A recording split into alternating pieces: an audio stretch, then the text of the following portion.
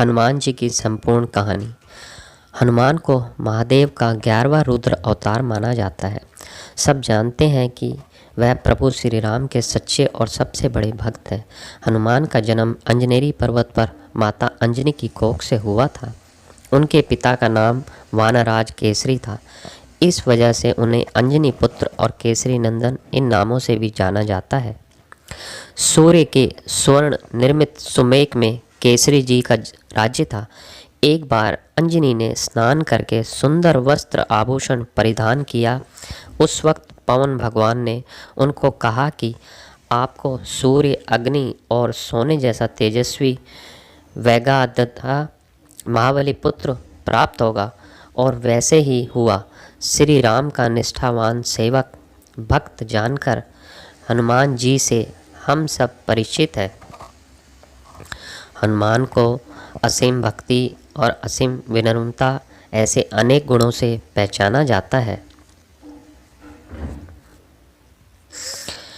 हनुमान की जन्म की कथा यह श्री राम जी के जन्म से जुड़ी हुई है। अंजनी को संतान प्राप्त हो सके इसलिए वह भगवान शंकर जी की पूजा कर रही थी। आज भी शिव भक्त महाशिवरात्रि को शंकर जी की उपासना करते हैं। इस बीच अयोध्या के राजा दशरथ और उनकी 3 रानियां भी उनको पुत्र प्राप्ति हो सके इसलिए भगवान की आराधना कर रही थीं। उन्होंने अपने गुरु के मार्गदर्शन से संतान प्राप्ति के लिए पुत्र कामेष्टि यज्ञ किया। यज्ञ के समापन पर तीनों रानियों को भगवान से खीर प्रसाद में मिली। भगवान रानी कैकेयी खीर दे रहे थे, तब एक पंछी वहां पर आया और पंछी ने अपनी चोंच से मुंह में खीर भरकर वहां से उड़ गया। पर उड़ते समय उसके चोंच से वह खीर अंजनी के हाथ पर गिरी। अपने आप अपने हाथ में गिरे हुए खीर अंजनी ने भगवान का प्रसाद समझकर खा लिया। दिव्य प्रसाद के प्रभाव में अयोध्या के तीनों रानी और अंजनी इन सबको पुत्र हुए। केसरी और अंजना, इनको जो लड़का हुआ वह ईश्वर अवतार दिख रहा था। उन्होंने उसका नाम मारुति पवन रखा। वायु देव की वजह से, उनकी शक्ति की वजह से वह फल खीर अंजना के हाथ में आया था। इस वजह से मारुति को पवन पुत्र भी कहते हैं। शंकर जी की कृपा से होने वाला यह बलवान मारुति रुद्र अवतार मतलब शंकर जी का अवतार होने की श्रद्धा से लोग उन्हें मानते हैं। बचपन से मारुति को बहुत सारी शक्तियां प्राप्त हुई थी। एक दिन सूर्य उदय के समय उसके छोटे से लाल रंग के सूर्य को देखकर मारुति को वो सुंदर लड्डू लग रहा था। उसको निगलने के लिए हनुमान ने उड़ान भरी।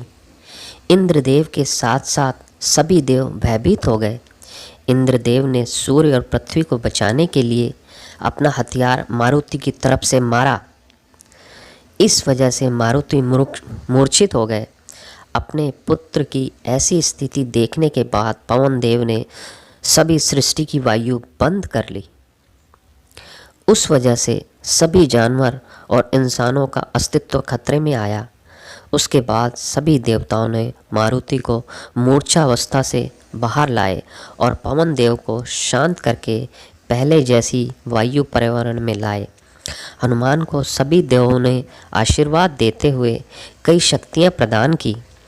ब्रह्मदेव ने अमितायु, इंद्रदेव ने वज्र से पराजित न होने का, सूर्यदेव ने अपने सताज तेज से युक्त और संपूर्ण शास्त्रों में निष्णात होने का और पानी से अभय रहने का, यम जी ने यमदंड से अवध और पत्थर से नष्ट न होने का, शंकर जी ने अजय योद्धा पर विजय प्राप्त करने वाला और विश्वकर्मा ने सभी प्रकार के असहयोग अस्त्र और शस्त्र कभी भी क्षति न होने वाला वर दिया। यह सभी प्रकार के वर प्राप्ति की वजह से हनुमान ने अमित पराक्रम किए जो जग में प्रसिद्ध हो गए। एक दिन बचपन में सभी शक्तियों से पूर्ण हनुमान ने एक ऋषि का परिहास किया। इस वजह से मारुति को श्राप मिला, तुम तुम्हारे सभी शक्तियों को भूल जाओगे। कई सालों बाद सीता को ढूंढते समय समंदर लांघने से पहले जामवंत ने हनुमान को उसकी शक्तियों की याद दिलाई। श्री राम, सीता और लक्ष्मण जब वनवास में थे, उस वक्त रावण ने सीता का हरण करके लंका में लाया। राम लक्ष्मण सीता को ढूंढ रहे थे, तब उनकी हनुमान से भेंट हुई। इधर से आगे हनुमान सीता को ढूंढने लगे, रावण से लड़ाई करके राम की मदद की और आगे जिंदगी भर राम की मन से भक्ति की। उस वजह से जिस जगह राम का मंदिर है, उसके बाजू हाथ जोड़े हुए हनुमान की मूर्ति होती है। हे महादेव का अवतार होने से उनमें बहुत सामर्थ्य है। राम भक्ति करते समय उनमें विष्णु तत्व होने के कारण उनमें स्थिति का भी सामर्थ्य आ गया। हनुमान में ब्राह्मण तेज और शास्त्र तेज दोनों होने के कारण युद्ध के वक्त वह उसका अच्छे से इस्तेमाल करते थे। ऐसा बोला जाता है, महाभारत के युद्ध में श्री कृष्ण ने हनुमान को अर्जुन के रथ पर स्थान दिया था।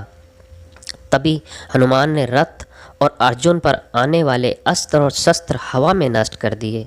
ऐसा बताया जाता है, हनुमान शक्ति सामर्थ्य के लिए जितना प्रसिद्ध है, उतना ही वह बुद्धि के लिए भी जाने जाते हैं।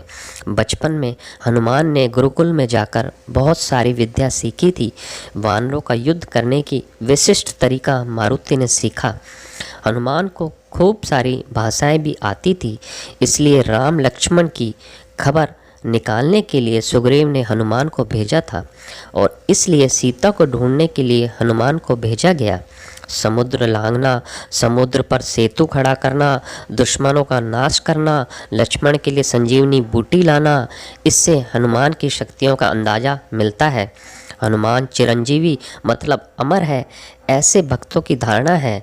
इस वजह से आज भी भक्त बोलते हैं कि वह भक्ति रूप में अभी भी जिंदा है। हिंदू धर्म में हनुमान जयंती यह बड़े आनंद से और उत्साह से मनाई जाती है। उनके बारे में जितना बोला जाए और लिखा जाए सब कम है।